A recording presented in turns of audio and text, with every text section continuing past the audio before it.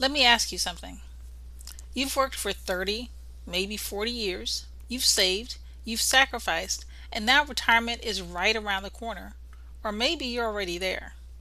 And here's the question that keeps you up at night. Do I start taking income from my money right now? Or do I leave it alone and let it keep growing? It sounds like a simple question, but I'm going to tell you, this is one of the most consequential decisions you'll make in your entire retirement. Get it right, and you could have a retirement full of security, confidence, and freedom. Get it wrong, and you can find yourself rationing your spending at 78 because your portfolio took a hit you never recovered from.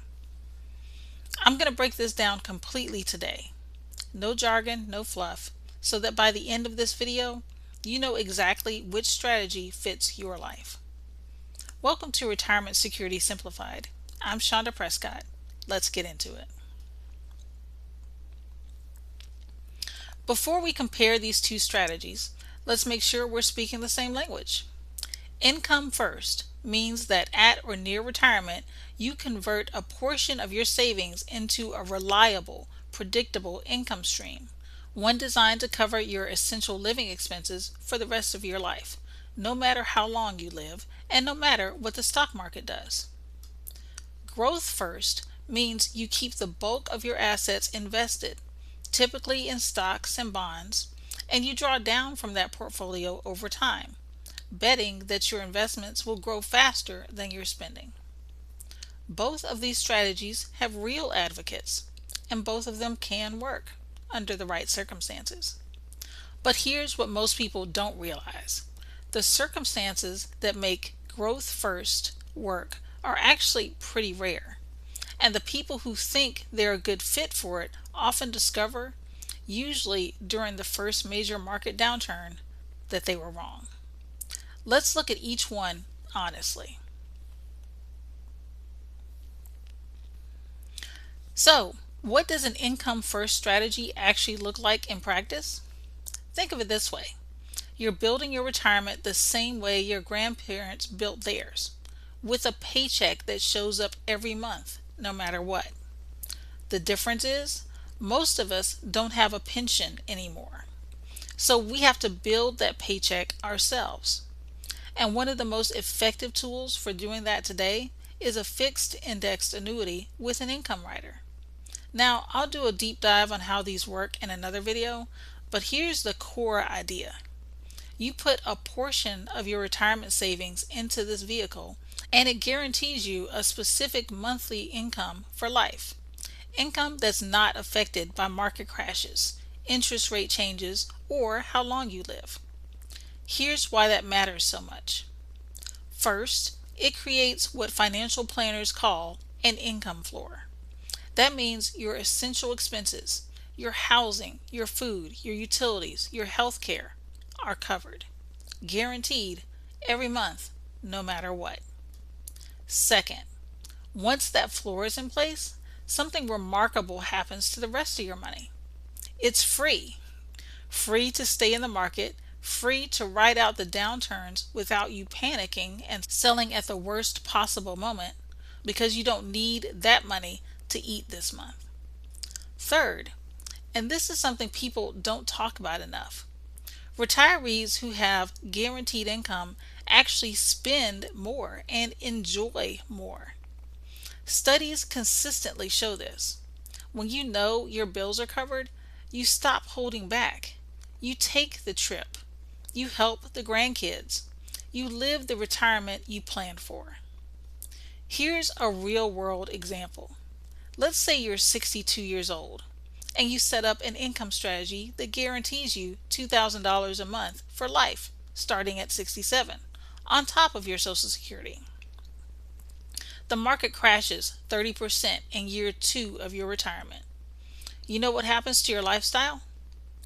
Absolutely nothing, because your income floor is untouched. Your Social Security check still comes. Your annuity income still comes. You are insulated. That's the power of income first. Now, let's be fair to the growth first camp, because it's not without merit. If you have substantial assets, we're talking several $1,000,000, and you already have income from a pension or other sources, and your portfolio is large enough that you could lose 40% of it and still be completely fine, then yes, growth first can absolutely work for you.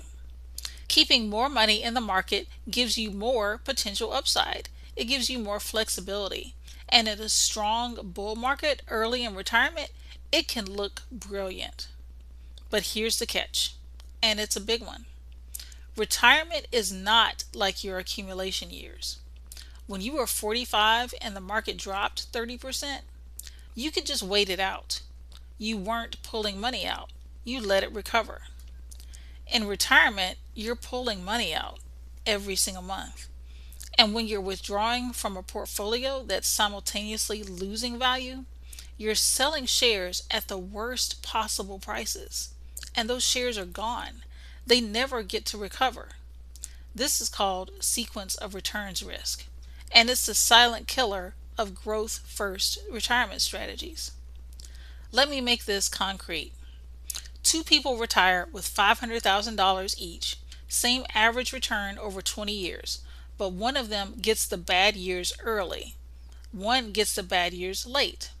The one who got the bad years early can run out of money a decade before the other, even with identical average returns. That's how destructive sequence of returns risk is. And the 4% rule, which says you can safely withdraw 4% of your portfolio per year, was built on historical data from a period of very different interest rates and market valuations. Many financial researchers today argue that 3% or even 2.5% is more realistic. That's a meaningful difference in your actual monthly income. Growth first requires discipline, nerves, and frankly, more money than most people have. For the majority of retirees, it carries more risk than reward.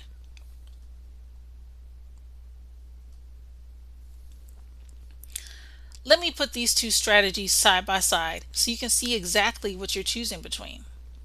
When it comes to market risk, income first protects you. Growth first leaves you exposed. When it comes to income certainty, income first gives you a guaranteed number every month.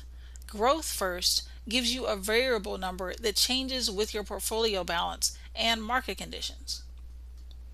When it comes to longevity protection, income first has it built in. You literally cannot outlive it. Growth first depends entirely on how much money you have left and how long you live. If you live to 92, that's a 30-year retirement.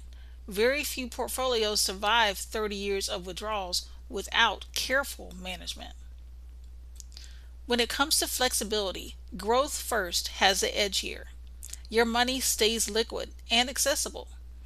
Income first does involve committing a portion of your assets, though you retain access to the rest. When it comes to emotional stress, income first wins decisively. When you don't have to watch the market every day to know whether you can pay your bills, retirement feels completely different. Now, here's something I want you to hear. A lot of people assume income first means giving up on growth entirely, and that's not true. A well-structured fixed indexed annuity still gives you the opportunity to earn interest linked to a market index, like the S&P 500, in up years. You just don't lose principal when the market goes down. So you get the participation in market growth with a floor of protection underneath you. That's not a bad deal. That's actually a pretty remarkable deal. And here's the truth. Most people think they're growth first candidates. They say, I can handle market volatility. I'm fine with risk. And then the market drops 25% in their first year of retirement, and suddenly they're calling me in a panic wanting to know how to make it stop. Because in retirement, it hits differently. This isn't a statement on a brokerage account anymore. This is your rent, your groceries, your life.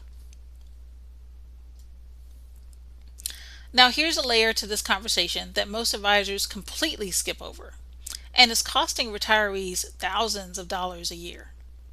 Your income strategy doesn't just affect how much money comes in, it affects how much of that money you actually get to keep. Here's what I mean. If you're receiving Social Security, the IRS looks at something called your combined income, also known as your provisional income, which is your adjusted gross income plus any non-taxable interest plus half of your Social Security benefit. If that number crosses certain thresholds, up to 85% of your Social Security benefit becomes taxable. That's a tax on money you've already paid into the system for decades. And then there's IRMAA, the Income Related Monthly Adjustment Amount. This is a Medicare surcharge that gets added to your Part B and Part D premiums when your income from 2 years ago exceeds certain thresholds. In 2026, those surcharges can add hundreds of dollars per month to your Medicare costs. Most people have no idea this is coming until they get the letter from Social Security. Here's why your income strategy is directly connected to both of these issues.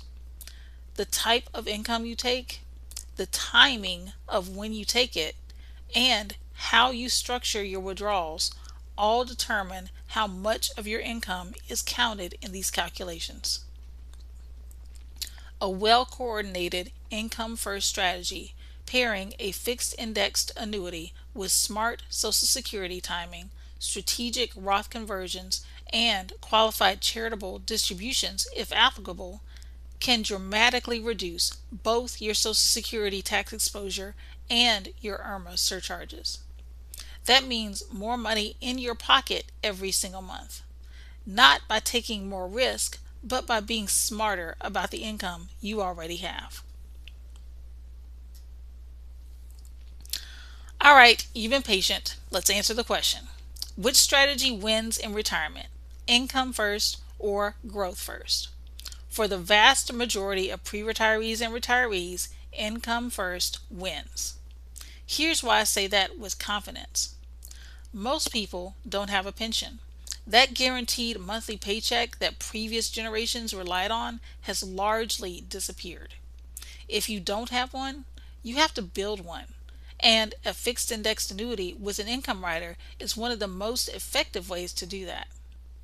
Most people cannot emotionally survive a 30 to 40% portfolio drop in retirement. It's not a character flaw, it's human nature. When your livelihood is on the line, fear takes over, and fear-driven financial decisions in retirement are extraordinarily difficult to recover from. Most people will live longer than they think. The average 65-year-old today has a very real chance of living into their late 80s or even 90s. A 30-year retirement is not hypothetical. It's a planning reality. And growth-first strategies were simply not designed with that kind of longevity in mind for the average retiree. Now, does growth first ever win? Yes, when someone has enough guaranteed income from other sources that their investment portfolio is purely discretionary, when losing half of it wouldn't change their lifestyle at all.